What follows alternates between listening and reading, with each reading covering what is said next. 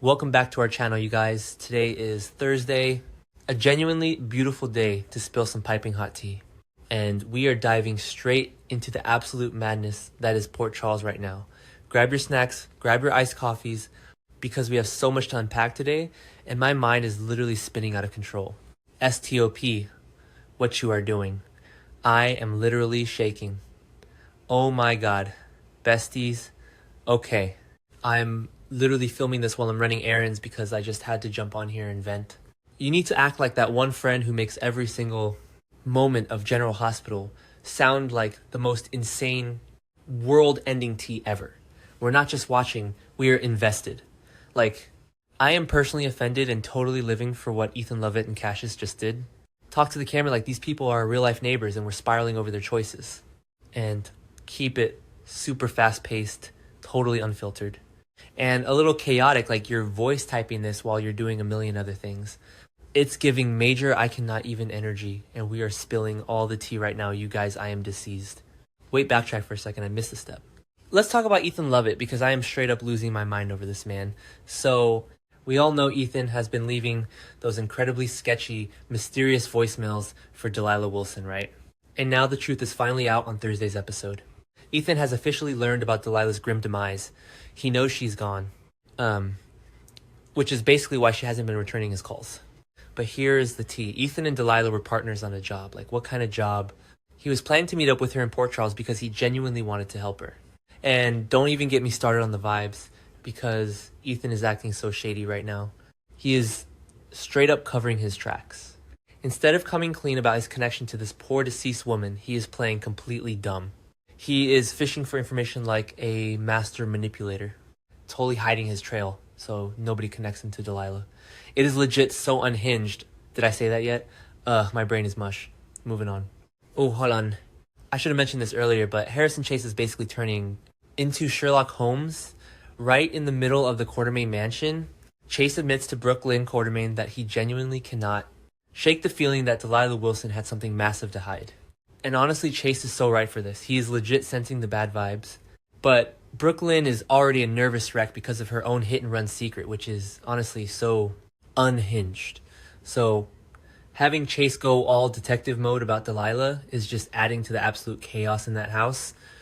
And Ethan is just standing there, probably sweating on the inside, but looking perfectly cool on the outside, totally playing dumb about Delilah's situation. I mean, Ethan is Luke Spencer and Holly Sutton's son.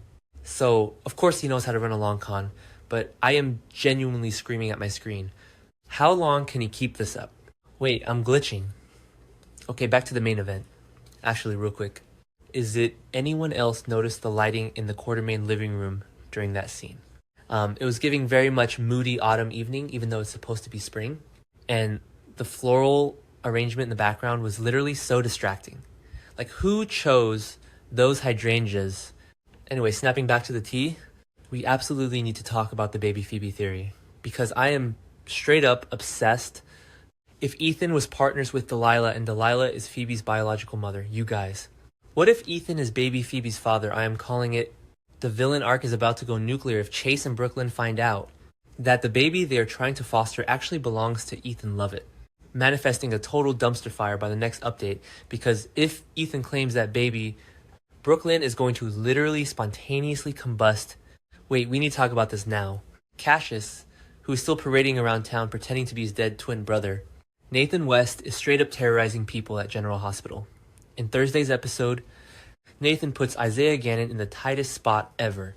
Cassius is basically demanding that Isaiah ignore strict hospital protocol for him, and Isaiah is standing there like, excuse me, why should I risk my entire medical license and career for you? It is genuinely so wild. What kind of protocol is Cassius trying to break? Is he trying to get access to medical records? Is he trying to cover up Rocco's infected hand situation even more? Cassius is legit out of control. He is dragging everyone down with him. And I am personally offended that nobody has ripped off his good guy Nathan mask yet. I mean, Isaiah's already dealing with Curtis Ashford breathing down his neck over the hit-and-run crash. And now he has fake Nathan harassing him. Give the man a break. Oh my god. And then there is Britt Westbourne. Stop what you are doing. Because Britt gets the most alarming news of her life on Wednesday's episode. and I am literally shaking for her. So Britt is already completely reeling because Rocco Falconeri just confessed to her in the GH chapel that he is the one who shot Ross Cullum. Britt is terrified that Cullum's going to murder them all, but then Cassius waltzes in and drops a massive bomb. He tells Britt that he's made sure Josslyn Jax won't be a problem anymore. You guys, I am deceased. What does that even mean? Well, it means that Cassius has forced Josslyn into captivity. He has literally kidnapped Carly's daughter. I am straight up hyperventilating. Wait, backtrack for a second. Josslyn was asking too many questions about Cesar Faison, and Cassius totally panicked. So his emergency plan was to just lock her up. It is giving major Windermere dungeon vibes, and I am genuinely terrified for Joss. Britt totally freaks out. And honestly, same. Britt is screaming at Cassius, completely losing her mind. Because despite all their drama, Britt actually cares about Josslyn. Remember when Britt saved Josslyn's life from the hook killer on the docks? Britt is not about to let Faison's evil twin murder a college student. But Cassius is standing there trying to defend his unhinged emergency plan like it's a totally normal Tuesday activity to take hostages. I am calling it the villain arc is about to go nuclear.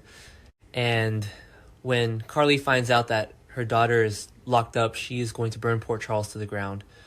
And while all of this kidnapping and mob drama is happening, Dante Falconeri is walking around town like a dog with a bone. Dante approaches Elizabeth Baldwin and asks her for a massive favor. He is desperately trying to gather more information on Ross Cullum and the shooting on Pier 55. Dante knows that Jason is innocent, and he knows that somebody's lying to him. And Liz is basically the key to this entire mystery right now before the week is over. Liz is going to click all the pieces into place. She saw Rocco in that incredibly tense moment with Britt. She knows Rocco has been acting sketchy. Liz is straight up putting the puzzle together. And I am genuinely terrified of what she is going to do with this tea. If Liz alerts Dante to her belief that Rocco pulled the trigger on Cullum, the entire Falconeri family is going to explode. Dante is going to be devastated. Lulu is going to lose her absolute mind. And Jason might finally get out of WSB custody. But at what cost? Liz is basically holding a live grenade right now. She is a nurse. She cares about these kids. But she also believes in the truth. I am literally shaking just thinking about Dante's face when he realizes his own son is a shooter. It is legit the most heartbreaking and insane storyline, and I am totally living for the drama. Manifesting a total dumpster fire by the next update when Dante finally confronts Rocco. Wait, I'm glitching. Okay, back to the main event. Let's talk about the absolute mess that is Rick Lansing and Elizabeth's love life. Mayor Laura Collins, who is honestly the only person with a functioning brain in this town, sits down with Rick and voices her major concerns about his reconnection with Liz. Laura is straight up dragging Rick, basically asking him if it is really the right time for him to be pursuing Elizabeth. Again, when he's becoming so deeply entangled in Sonny Corinthos' dangerous mob web. And Laura's SO, right? Rick is literally working for Sonny, spying on people dealing with Ethan Lovett, and plotting against Jen Sidwell. Why is he trying to drag poor Liz into this toxic mess? But of course, Rick is completely delusional. He argues with Laura, insisting that if he ends things with Elizabeth, now she will never give him another chance. Rick is genuinely acting like this is his last shot at true love. He doesn't want to give up on a future with Liz now that she is actually on the same page about wanting one with him too. But honestly, Liz needs to run. Rick has a history of being so toxic, which is honestly so unhinged, and now he is trying to play house while simultaneously swimming with mobsters. It is giving major red flags. I am personally offended that Rick thinks he can just compartmentalize his mob life and his romantic life. Liz is going to get caught in the crossfire, and I am straight up terrified for her. Oh, hold on. I should have mentioned this earlier, but did you see the suit Rick was wearing during that conversation with Laura? It was this weird charcoal pinstripe situation that looked like it was tailored in 2004. Like, genuinely, who is his stylist? The lapels were way too wide. Anyway, my brain is mush. Moving on, Rick is basically setting himself up for a massive fall, and Sonny is the one who's going to push him off the ledge. Did I say that yet? My brain is mush. Moving on. Speaking of Sonny Corinthos, the mob boss is absolutely fuming. Sonny continues his intensely dramatic conversation with ADA Justine Turner, and he insists that Rick has blown his last shot. Sonny caught Rick in a massive lie, and now Sonny wants payback.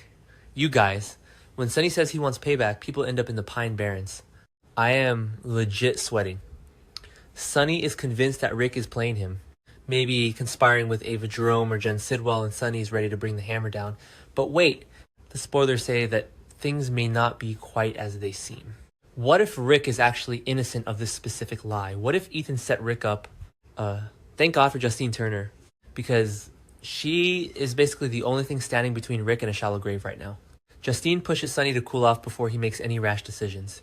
She is straight up telling him to take a breath, look at the facts, and not let his legendary temper ruin his entire operation. Justine is so real for this. She knows that Sonny is already dealing with the Jen Sidwell threat, the Marco Rios murder investigation, and Jason being locked up.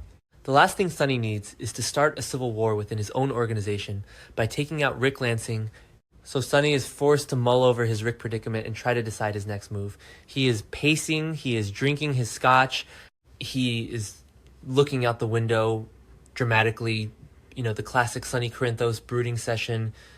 I'm calling it the villain arc is about to go nuclear. Sonny is going to use Ethan to test Ric even further, and it is going to end in an absolute bloodbath, manifesting a total dumpster fire by the next update, because there is no way this ends peacefully. Basically, Port Charles is a literal war zone right now. Ethan is hiding his dead partner's secrets. Chase is getting suspicious. Cassius is kidnapping Josslyn and harassing hospital staff. Britt is having a full-blown panic attack. Liz is about to expose Rocco's shooting secret to Dante. Ric is trying to romance Liz while dodging Sonny's bullets, and Sonny is ready to execute his own lawyer. I cannot even handle the stress of this show right now. Did I say that yet? My brain is mush. I need to go lie down and process all of this tea. Let me know in the comments if you are as unhinged about this as I am, because I genuinely need a support group for this episode. Until next time, stay safe and keep spilling the tea, besties.